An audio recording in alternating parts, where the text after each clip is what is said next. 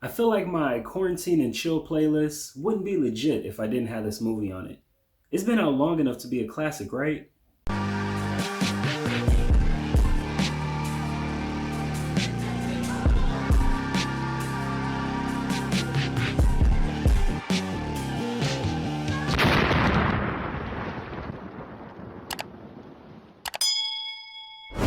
Train to Busan.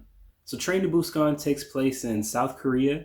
It's about a man and his estranged daughter. They're on a train with a group of other people when this zombie outbreak happens, and they're forced to try to survive.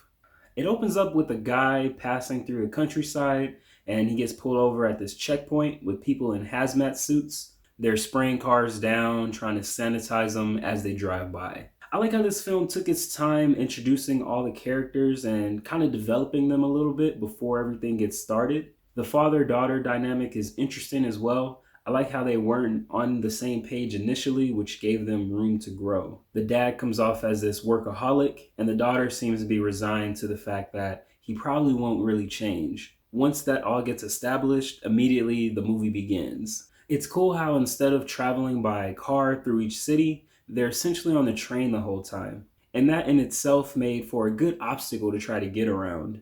Can you really imagine having a kid and trying to navigate through a cart full of these things? The whole time that they're trying to get past these things, the anxiety and suspense levels are to the max the entire time. In between all this happening, they're showing the news, and you see the government trying to do this cover up thing, saying that, oh, what you hear is not really what's going on, and don't worry about anything because it's fully under control. And that seemed like very relatable nowish behavior. The dialogue is very meaningful, and there's a lot of different characters to choose from as far as good acting. Kim Soo-han plays the daughter, and she's my favorite one by far. Mainly because of her, I'm really glad they didn't go with the voiceovers in this movie. The subtitles really opened up how she's really feeling and her emotional side. And you really can relate to her crying, and everything she does really adds to the movie and makes it very grounded. And she's pretty much working with adults the entire time, and she carries her own very well. Also, Ma Dong-seok was one of my favorite characters as well. Even though he didn't know this random guy and his daughter, he does his best to try to protect them just like he would his pregnant wife. He's one of those gentle giants, and his role was pretty unique as well, compared to everyone else based on how assertive he was, yet still kind of friendly. And then you have Gong Yo, who plays the dad. He had the most growth overall, in my opinion. Initially, you can tell he's doing the bare minimum as a father, but over time, because of this outbreak, you can tell how close he becomes with her. And by the time we get to the end of this movie, I'm all watery eyed because of his performance. All in all, I really love this movie. It's one of the few subtitle movies that I can watch and enjoy thoroughly. You can definitely see how they got some inspirations from movies like World War Z, but they still made it their own and added little twists to it.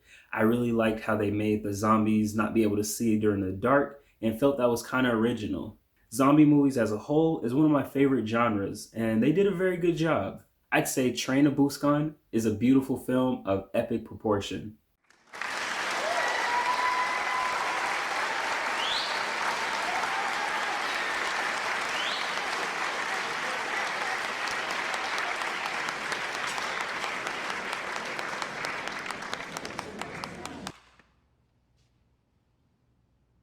Have you seen Train to Busan? What'd you think about it? Let me know in the comments below. Also, what's your top three zombie movies right now? In no particular order, mine is going to be I Am Legend, Train to Busan, and World War Z. As always, don't forget to subscribe, hit the notification bell, and attack the comment section. Peace.